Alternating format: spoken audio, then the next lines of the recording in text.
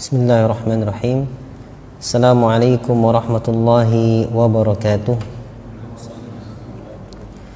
Innal hamdalillah nahmaduhu wa nasta'inuhu wa nastaghfiruh wa na'udzu billahi min sururi anfusina wa sayyiati a'malina. May yahdihillahu fala mudhillalah wa may yudlil fala hadiyalah. Wa ashhadu an la ilaha illallah wahdahu la syarikalah wa ashhadu anna Muhammadan abduhu wa rasuluh. Allahumma salli ala Muhammad wa ala ali Muhammad wa man tabi'ahum bi ihsanin ila yaumiddin. Ikhwatal iman rahimani wa rahimakumullah. Alhamdulillah, kita senantiasa bersyukur kepada Allah Subhanahu wa taala karena masih bisa melanjutkan kajian kita dari kitab fikih yang mana kita sampai pada pembahasan al-huququz zawjiyah, hak-hak suami istri. Hak-hak suami istri. Di sini berkata Syekh Abdul Azim Badawi dalam kitabnya Al-Wajiz fi Fiqh Sunnati wal Kitabil Aziz, al-usratu hiya al-labinatul ula fil mujtama'. Idza salahat salaha al-mujtama'u kulluhu wa idza fasadat fasada al-mujtama'u kulluhu. Keluarga, rumah tangga adalah inti yang paling utama dalam masyarakat. Sehingga apabila rumah tangga itu baik, maka baik seluruhnya. Alhamdulillah. Wa idza fasadat fasada al-mujtama'u kulluh. Apabila rumah tangga itu buruk, maka buruklah alhamdulillah. Maka buruklah semuanya. Lidza aula al-islamul usrata inayatan kabirah wa farada laha ma yakfulu salamataha wa sa'adataha. Karena itulah Islam mementingkan untuk perhatian yang penuh terhadap keluarga. Sampai-sampai Islam mewajibkan bagi keluarga tersebut dan menetapkan hal-hal yang membawa keselamatan dan kebahagiaan bagi rumah tangga. Fa'tabara al-Islamul usrata muassasatan taqumu ala syirkatin baina itsnain. Sehingga Islam itu menjadikan keluarga, rumah tangga sebagai fondasi dasar, sebagai suatu lembaga yang mana di situ berserikat antara dua orang. Al-mas'ulul awwalu fiha ar-rajul, yang mana seperti suatu lembaga yang saling berserikat dua orang, yang pemimpin utamanya adalah laki-laki. Sebagaimana firman Allah Subhanahu wa taala, "Ar-rijalu qawwamuna 'alan nisa bima faddalallahu ba'dahum 'ala ba'd wa bima anfaqu min amwalihim." Laki-laki adalah pemimpin bagi wanita karena apa yang Allah Subhanahu wa taala lebihkan sebagian mereka dari sebagian yang lain, dan karena Allah telah menjadikan mereka menafkahkan sebagian dari harta mereka, laki-laki tadi. Fas-salihatu qanitatun hafizatun lil ghaibi bima hafizallah. Maka wanita yang salihah adalah wanita yang patuh, wanita yang menjaga kehormatannya dan harta suaminya ketika suaminya enggak ada. Dia menjaga apa yang Allah Subhanahu wa taala jaga. Wa ja'ala al-islamu likullin minasyarikaini 'ala sahibihi huquqa. Sehingga Islam menjadikan bagi masing-masing dari dua orang tadi, suami dan istri, hak-haknya. Takfulu bi ada'iha istiqrar hadhihi al-muassasati wa istimrariyat hadhihi syarikah. Yang mana apabila hak-hak ini tertunaikan, maka kuatlah ya lembaga tersebut, maka berjalanlah lembaga tersebut. Wa hatha kullan minasyarikaini an yuaddiya ma alaih. Dan Islam menganjurkan masing-masingnya baik suami maupun istri tadi untuk menunaikan hak-hak mereka, menunaikan hak-hak yang wajib yang hak-hak pasangan mereka, menunaikan kewajiban mereka. Wa an yaghuddal tarfa amma yahdutsu min taqsirin fi huquqihi ahyanan. Dan Islam terkadang juga memerintahkan untuk sebagian kita, untuk salah seorang dari pasangan suami istri tadi, untuk memaafkan, untuk tidak menganggap beberapa kekurangan dari penunaian hak-haknya. Sehingga di sini kita bahas satu persatu haqqul mar'ati 'alar rajul. Kita bahas haknya wanita atas laki-laki. Berarti kalau dikatakan haknya wanita atas laki-laki, maka kewajiban laki-laki terhadap wanita, kewajiban sang suami terhadap istri. Kita mulai dari kewajiban sang suami terhadap istri. Allah Subhanahu wa taala berfirman dalam Quran surat Ar-Rum ayat ke-21. Wa min ayatihi an khalaqa lakum min anfusikum azwajan litaskunu ilaiha wa ja'ala bainakum mawaddatan wa rahmah. Dan di antara tanda-tanda Allah, tanda-tanda kekuasaan dan kebesaran Allah adalah Allah menjadikan dari diri kalian pasangan-pasangan kalian. Dari lafal ini kita harus memahami bahwasanya istri kita itu adalah dari diri kita, bagian dari diri kita. Litaskunu ilaiha, agar kita merasa tentram dengannya, sakinah terhadapnya. Wa ja'ala bainakum mawaddatan wa rahmah. Dan Allah jadikan antara kalian, antara suami dan istri ini, rasa kasih sayang, rasa cinta, mawaddah warahmah, dan rasa kasih sayang. Jadi munculnya rasa cinta kita kepada istri kita, munculnya sayang kita kepada istri kita, tentramnya kita ketika berada di sisinya. Ini salah satu perasaan yang Allah Subhanahu wa taala berikan kepada masing-masing kita, sehingga ini tanda kekuasaan Allah. Kenapa kita duduk di sebelah wanita yang bukan istri kita tidak merasakan ketentraman seperti itu? Tapi ketika dengan istri kita merasakan ketentraman yang tidak kita rasakan ketika duduk dengan wanita lain. Ini tanda-tanda kebesaran Allah yang kita nggak bisa menyetel, yang kita nggak bisa men-setting hati kita. Tapi Allah membuat hati kita seperti itu. Fama yujadu minal mawaddati warahmati baina az-zawjaini la yakadu yujadu baina itsnain. Apa yang didapati perasaan berupa cinta dan kasih sayang antara pasangan suami istri tadi, hampir-hampir tidak kita dapatkan antara dua orang. Kita duduk dengan teman kita, baik teman laki-laki maupun teman wanita kita, biasa duduknya. Tapi ketika kita duduk bersebelahan dengan istri kita, rasanya beda. Wallahu subhanahu yuhibbu lil azwaji dawamal mawaddati warahmah.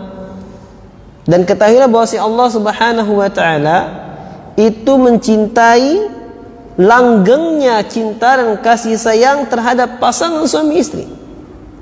Allah suka dengan langgengnya rasa cinta dan kasih sayang antara pasangan suami istri. Walidha syara'a lahum minal huquqi ma yahfadhu ada'uhu al-mawaddata war-rahmata minan nafadi awid daya'. Dari inilah Islam, Allah Subhanahu wa taala mensyariatkan hak-hak yang harus dijaga dan ditunaikan, yang dengan menjaga dan menunaikannya maka akan terjagalah cinta dan kasih sayang dari kehilangan dan kesia-siaan, dari hilangnya rasa cinta dan kasih sayang. Sehingga Allah Subhanahu wa taala berfirman, walahunna mithlul ladzi 'alaihinna bil ma'ruf. Bagi mereka sang istri itu ada hak yang sebagaimana mereka memiliki kewajiban dengan cara yang ma'ruf. Jadi ini Allah tegaskan, iya, dia punya hak dan dia juga punya kewajiban. Kita punya hak dan kita juga punya kewajiban dengan cara yang ma'ruf.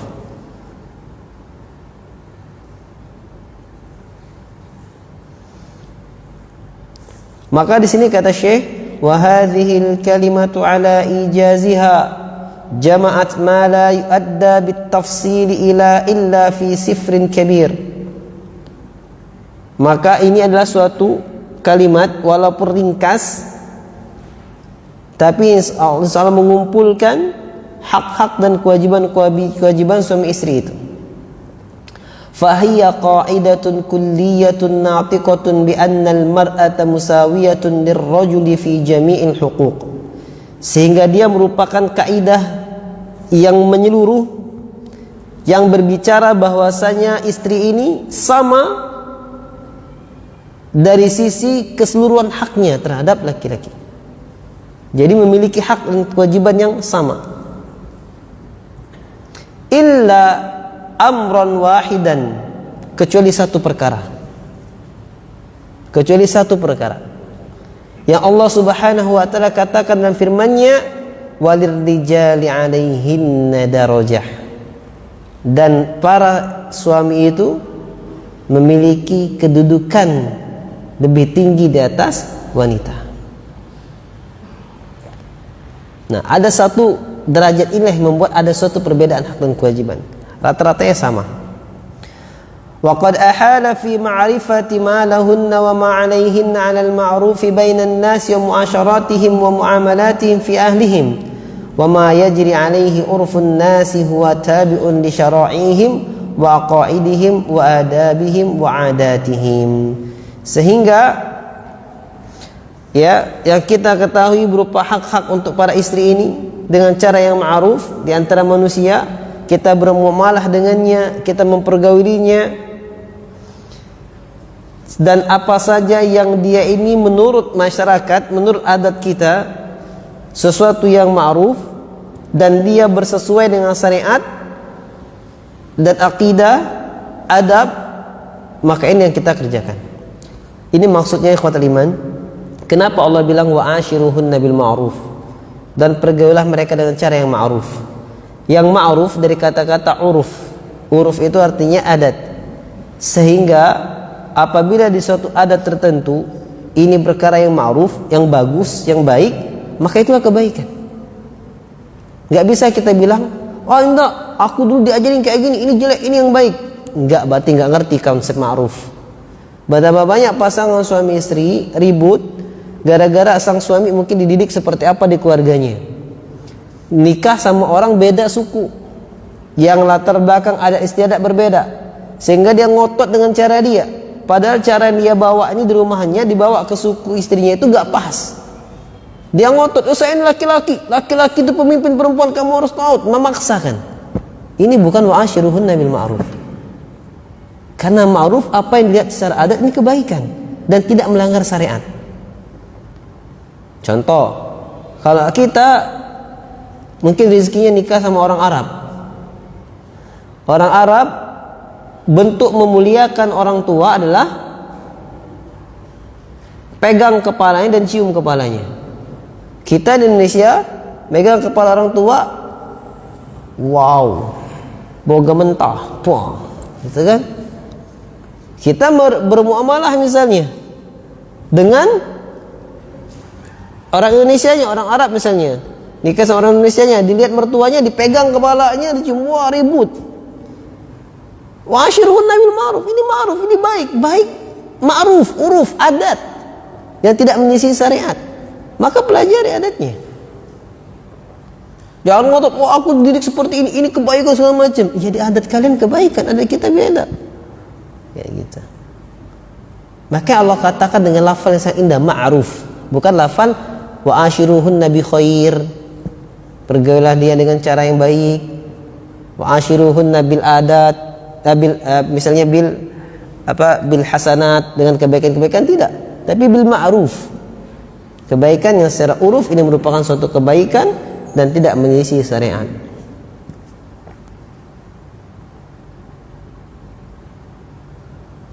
Dari inilah Ibnu Abbas radhiyallahu anhuma berkata, inni la atazayyanu li imraati kama tazayyanu li. Karena sang istri memiliki hak dan kewajiban yang sama dengan sang suami, Sampai-sampai Ibnu Abbas radhiyallahu anhu mengatakan, sesungguhnya aku benar-benar berhias, berdandan untuk istriku sebagaimana istriku berdandan untukku. Ada ndak kita ketemu istri dandan? Yang ada kita maksa istri untuk dandan, tapi kita nggak mau dandan. Nggak boleh. Kalau kita menginginkan istri kita bersih, kita menginginkan istri kita wangi, kita juga harus bersih dan wangi di hadapannya. Karena yang tegas Allah mengatakan, walahunna mithlul ladzi alaihinna. Mereka punya hak sebagaimana mereka punya kewajiban. Maka sama antara kita dan dia. Kita pengen istri itu kalau nyambut kita, ngomong dengan kita senyum. Lembut, kita juga ngomong dengan dia lembut. Ini kita bilang dikit-dikit, wah apa dia nih, gak taat segala macam. Mikirin kita aja, gak mikirin perasaan dia. Kita pengen dia lembut, kita juga harus lembut kepadanya. Kita pengen suara kita dengar, dia juga pengen suara dia didengar. Karena sama, beda satu hal aja.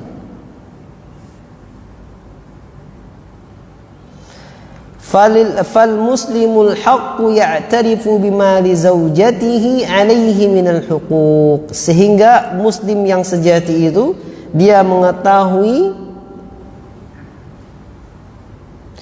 bima li zawjati alaihi, dia mengetahui hak-hak istrinya atasnya. Dia mengetahui apa yang wajib dia kerjakan untuk istrinya. Sebagaimana firman Allah Subhanahu wa taala tadi, walahunna mithlul ladzi 'alaihinna bil ma'ruf. Dia punya hak, sang istri itu punya hak sebagaimana sang istri itu punya kewajiban. Dan sebagaimana sabda Nabi sallallahu alaihi wasallam, ala innalakum ala nisaikum haqqa wa linisaikum 'alaikum haqqa. Ketahuilah bahwasanya kamu memiliki hak atas istri-istrimu, begitu juga istri-istrimu punya hak atas dirimu. Wal muslimul wa'i yuhawilu da'iman an yu'addiya li zawjihi haqqaha ghairu nadhirin fi haqqihi istawfahu amla. Ini bisa enggak? Seorang muslim, laki-laki ini, seorang suami muslim yang peka, yang bijaksana, dia berupaya untuk senantiasa menunaikan hak istrinya atasnya. Dia senantiasa memberikan hak-hak istrinya tanpa dia memandang apakah haknya telah dipenuhi istrinya atau tidak. Bisa enggak? Yang ada kita menuntut istri kita semua. Kita pulang harus disambut, harus bersih rumah, harus ngomongnya santun, harus senyum. Kita dapat penat di kerja, pulang ke rumah dia nyambutnya dengan muka masam, kita marahin, kita ceramain. Dan seperti itu. Li'annahu harisun ala dawamil mawaddati warahmati bainahuma. Kenapa? Karena dia, sang suami ini, antusias agar senantiasa cinta dan kasih sayang antara mereka berdua senantiasa langgeng. Kama annahu harisun ala tafwitil fursati ala syaitanil ladzi yuharrishu bainahuma liyatafarraqa. Sebagaimana sang suami yang peka tadi, sang suami muslim yang cerdas tadi, dia antusias untuk menghindarkan, untuk menutup celah-celah syaitan dari berupaya memisahkan mereka berdua.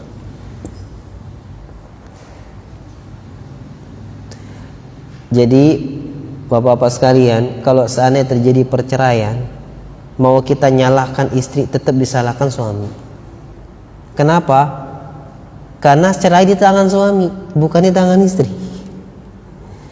Istrinya marah-marah kalau suami nggak bilang cerai, nggak jadi cerai.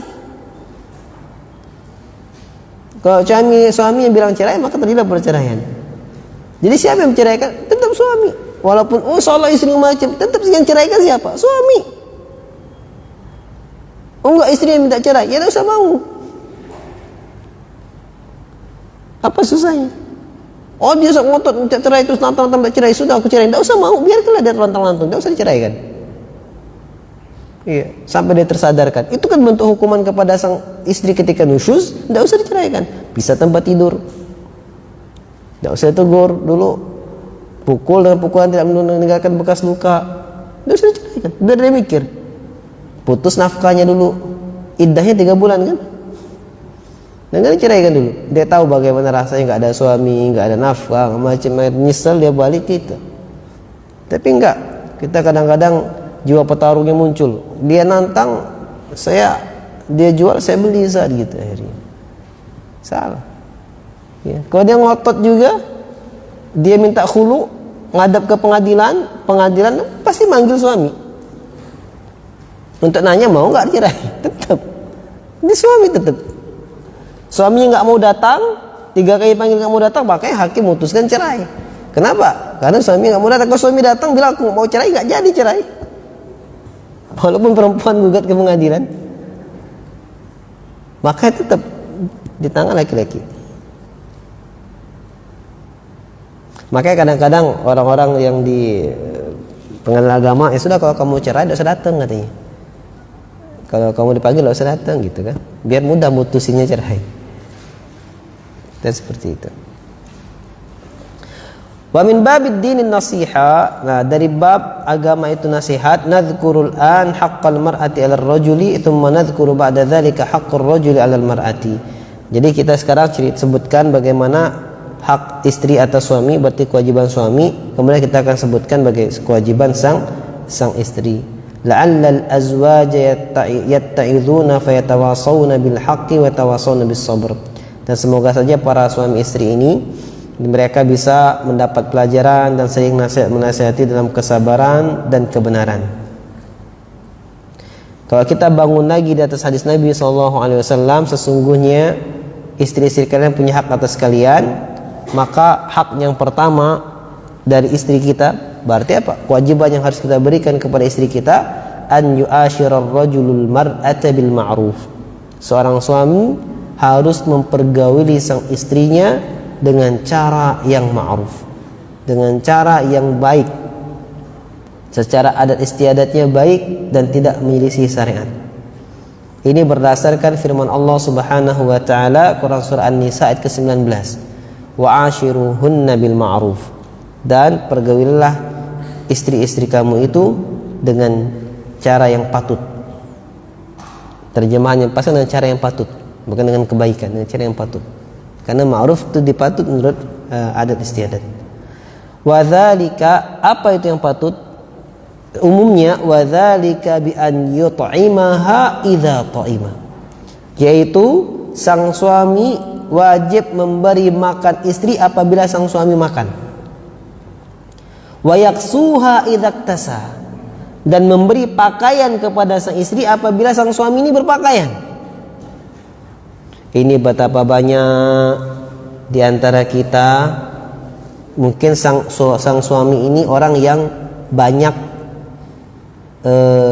relasi atau banyak fansnya, sehingga sering dikasih hadiah baju, dikasih hadiah pakaian apa.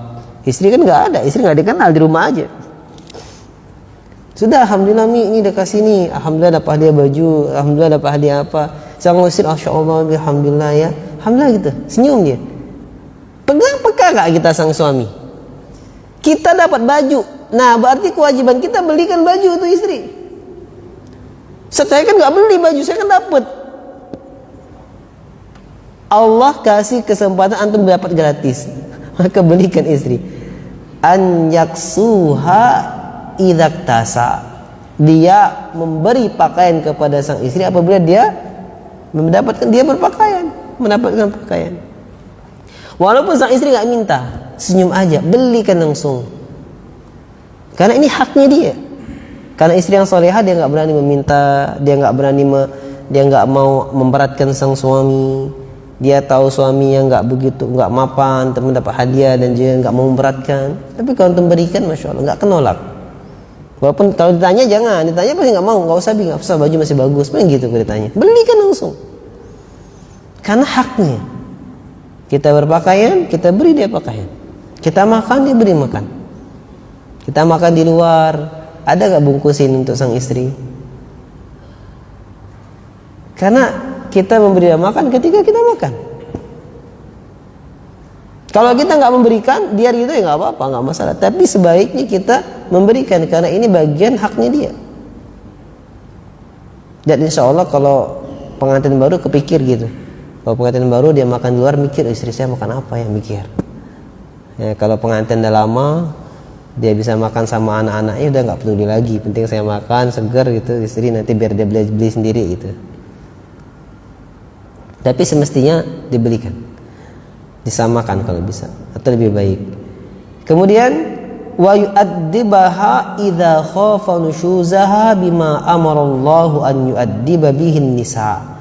Kemudian diantaranya juga mendidik sang istri apabila sang suami tadi khawatir sang istri buat nusyuz, kedurhakaan, dengan cara mendidik yang diajarkan Allah Subhanahu wa taala terhadap wanita. Apa? Bi an ya'idhaha mau'izatan hasanatan min ghairi sabbin wala syatmin wala taqbih. Cara yang pertama yang Allah perintahkan ketika mendidik istri adalah memberi dia nasihat dengan nasihat yang baik, tanpa ada celaan, tanpa ada caci makian, tanpa ada penghinaan, merendahkan dia. Enggak. Kita betapa banyak kalau ngasih nasihat pasti mukaddimahnya celaan, mukaddimahnya menghinakan, mukaddimahnya meremehkan. Sudahlah awak di rumah baik, tak banyak jadi nak dan semacamnya. Nasihat yang baik tanpa ada unsur celaan, merendahkan harkatnya, penghinaan tak boleh. Nasihat aja. Setelah kita nasihat dengan celaan, dengan penghinaan, dia tak nurut, bangkang mulai jawab petarung muncul lagi. Kayak gitu. Nyalakan istri, padahal yang salah cara mendidik istri, suami yang salah. Maka kita harus tahu bagaimana hak suami dan istri. Fa'in ata'at, sudah. Kalau sang istri taat dengan nasihat itu, sudah selesai. Wa illa, kalau sang istri tadi enggak mau nurut dengan nasihat tadi, hajaraha fil firash, dia boikot tempat tidurnya. Ingat, banyak di antara kaum muslimin enggak paham cara mengamalkan ini. Boikot tempat tidurnya. Kalau dia masih belum ada anak, tidak apa-apa, dia pisah kamar. Tapi kalau dia masih ada anak, kalau dia ada anak istri, ada anak maksudnya, dia pisah tempat tidur tapi tetap di kamarnya. Kenapa? Karena yang ribut dia, suami istri. Anaknya enggak ribut. Jangan bawa-bawa anaknya. Dan tidak dikeluarkan dari rumah. Lihat Islam menjaga nama baik, menjaga kehormatan seorang muslim.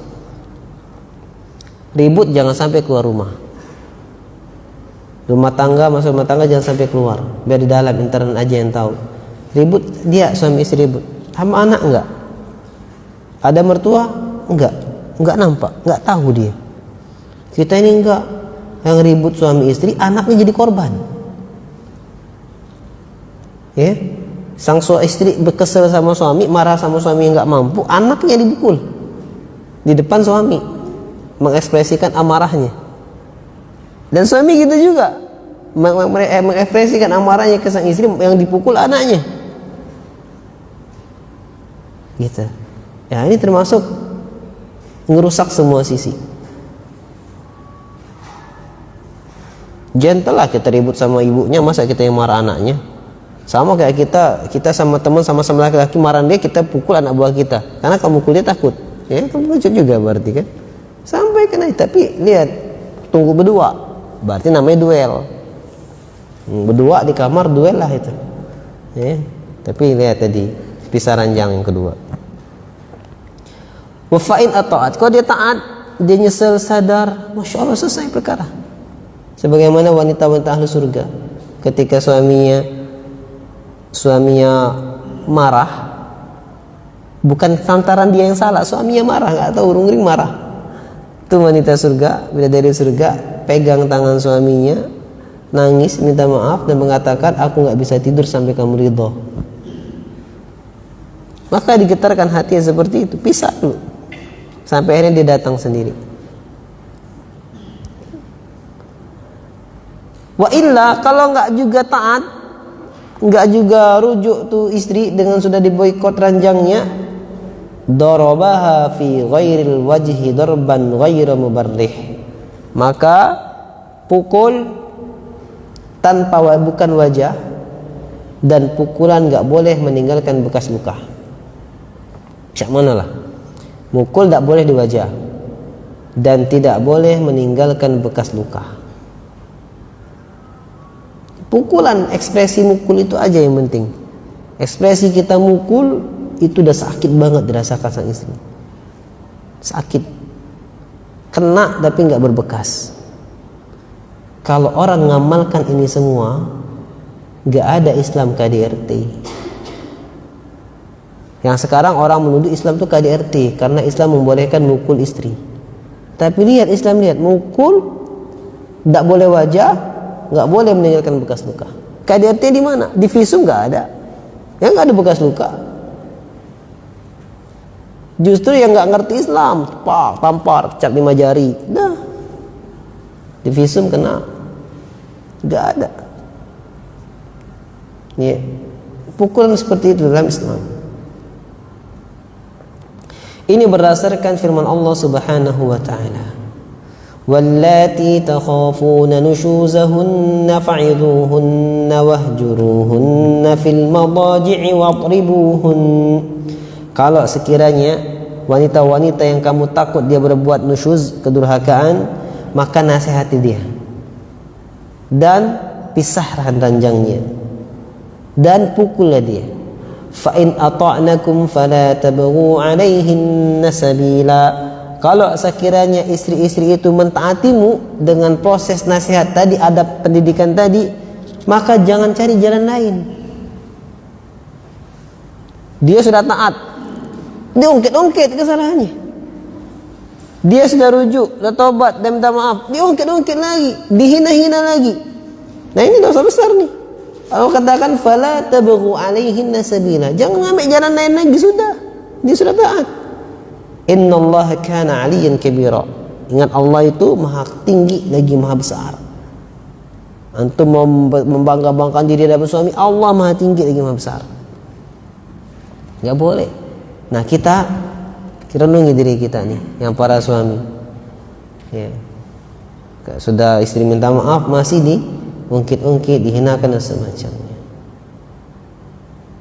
Itu Quran surah An-Nisa ayat 34. Dan juga berdasarkan sabda Nabi SAW ketika beliau ditanya, ma haqqu zaujati ahadina alaihi, siapa hak istri atas suami? Faqal, maka Nabi menjawab, an tut'imaha idza ta'imta, engkau memberi dia makan apabila engkau makan, wa taksuha idza tasaita, dan engkau memberinya pakaian apabila engkau bisa berpakaian, wala tadribil wajha wala tuqabbih, jangan kamu pukul wajahnya, jangan kamu hinakan dia, wala tahjur illa fil baiti, dan jangan kamu boikot tempat tidurnya, dan jangan kamu boikot hajar kecuali dalam rumah. Kalaupun sediaman dalam rumah, keluar rumah udah ngobrol seperti biasa, tapi dalam rumah diaman. Itu baru satu jenis berumah tangga seperti ini dilakukan, insya Allah cepat balik tuh kerukunannya, cepat balik. Apalagi yang lainnya. Sedikit lagi, inna min madhahir ihtimalil khuluqi wa numuwil imani an yakuna al-mar'u rafiqan raqiqan ma'a ahlihi. Sesungguhnya termasuk pemandangan, penampakan dari wujud sempurnanya akhlak dan berkembangnya iman seseorang adalah seseorang bersifat lembut, bersahabat terhadap keluarganya. Sebagaimana sabda Nabi sallallahu alaihi wasallam, akmalul mu'minina imanan ahsanuhum khuluqa. Seorang mukmin yang paling sempurna keimanannya adalah yang paling baik akhlaknya. Wa khiyarukum khiyarukum linisaihim. Dan yang terbaik di antara kalian adalah yang terbaik terhadap istri-istrinya.